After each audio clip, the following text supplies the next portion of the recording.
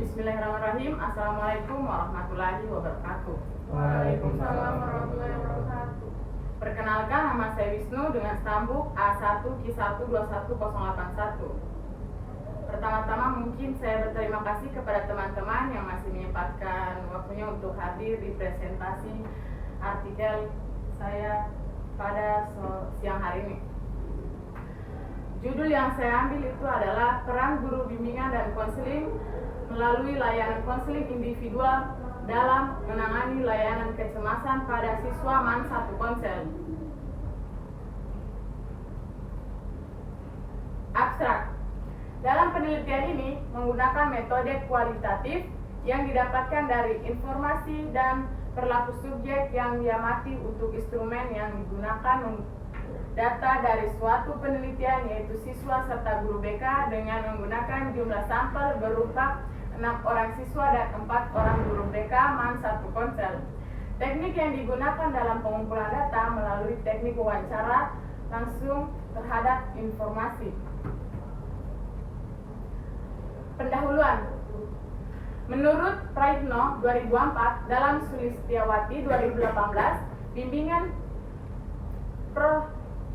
perorangan pemberi bantuan yang dilakukan oleh seorang ahli kepada seseorang atau beberapa orang individu, baik anak-anak, remaja maupun dewasa, agar orang yang dibimbing dapat mengembangkan kemampuan dirinya sendiri maupun mandiri dengan memanfaatkan kekuatan individu dan saran yang ada dan dapat dikembangkan bersama norma-norma yang berlaku. Dari pendapat para ahli di atas dapat disimpulkan bahwa tujuan konseling individual adalah agar klien memahami kondisi dirinya sendiri, lingkungan, permasalahan yang dialaminya, kekuatan dan kelemahan dirinya, sehingga klien mampu untuk mengatasi hal tersebut, atau bisa dikatakan bahwa dengan konseling individual memiliki tujuan yang bisa menyelesaikan masalah yang dialami oleh klien atau individu. Metode. Berdasarkan sumber penelitian yang menjadi acuan yang dilaksanakan di MAN 1 Konsel, pemilihan lokasi didasari oleh pertimbangan bahwa MAN 1 Konsel merupakan salah satu lembaga pendidikan yang berada di Konsel.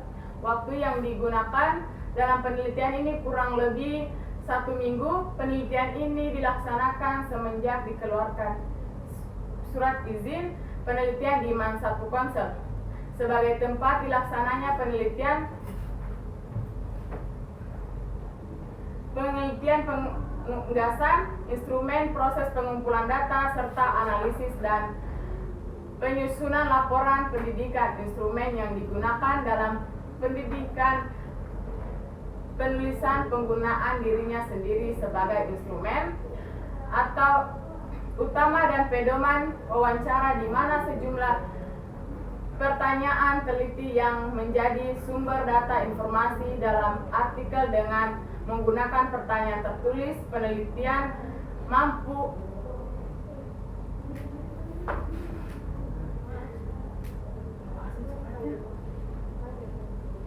kesimpulan dari hasil pengumpulan dan analisis data dapat dinyatakan beberapa kesimpulan sebagai berikut. Jenis kecemasan yang dialami siswa melalui kecemasan psikologis yang nyata dengan perasaan cemas, khawatir, tidak bisa tidur, dan faktor penyebab terjadinya kecemasan siswa di MAN 1 Konsel terdiri dari faktor internal dan faktor eksternal.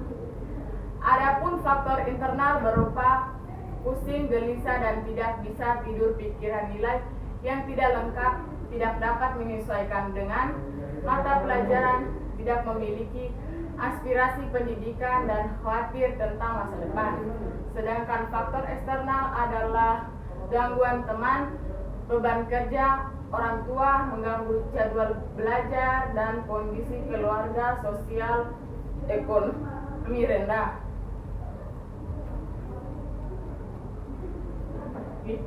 Yang bahasa sebelum baca. Kenapa? Belum. Cepat deh kesimpulan. Kau yang pijit sendiri? Salah pijit. Tidak ada pijit kamu. Malas ulai. Puasa belum. Ulang paling.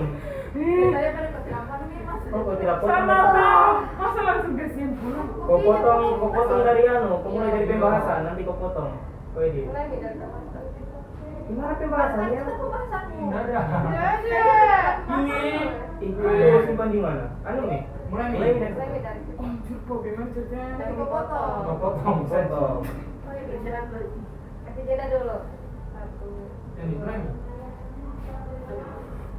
Hasil dan pembahasan. Hasil dan pembahasan ada 4, yaitu 1. Gambaran kecemasan. Kecemasan yang terdiri oleh siswa terhadap penelitian ini, ditemukan kecemasan terhadap ujian dan kekhawatiran tertinggal kelas serta pula gagal dalam mengikut ujian akhir. 2. Faktor-faktor yang menyebabkan kesulitan belajar. Ada beberapa faktor yang bisa menjadi penyebab terjadinya kecemasan, yaitu kecemasan siswa yang terjadi karena faktor internal dan faktor eksternal, di mana pada faktor internal ciri-ciri berupa pusing, gelisah, dan tidak bisa tidur pada malam hari karena memikirkan sesuatu yang belajar karena memikirkan sesuatu yang terjadi, misalnya memikirkan nilai yang tidak tuntas, tidak mampu menyesuaikan diri dengan mata pelajaran, dan kekhawatiran terhadap masa depan. Dan untuk faktor eksternalnya, beberapa gangguan yang terjadi karena teman, beban tambahan dari orang tua, dan kondisi sosial eksternal keluarga yang rendah. 3. Pendekatan konseling oleh guru BK. Penanganan guru BK dalam mengatasi kecemasan siswa terhadap penelitian ini mengarah menggunakan konseling behavior serta rasional emotif terapi. Namun dalam penggunaan pendekatan tersebut bersifat tersial, insiden, rutinitas, dan belum melaksanakan secara sistematis. 4.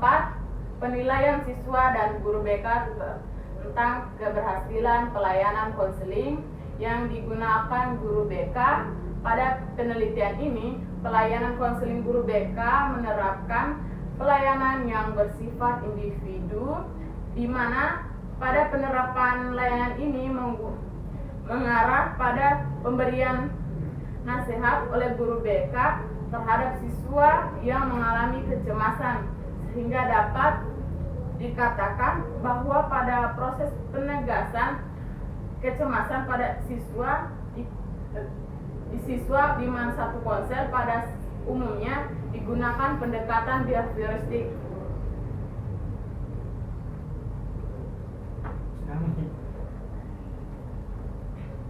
Dulu. Baru bisa potong-potong.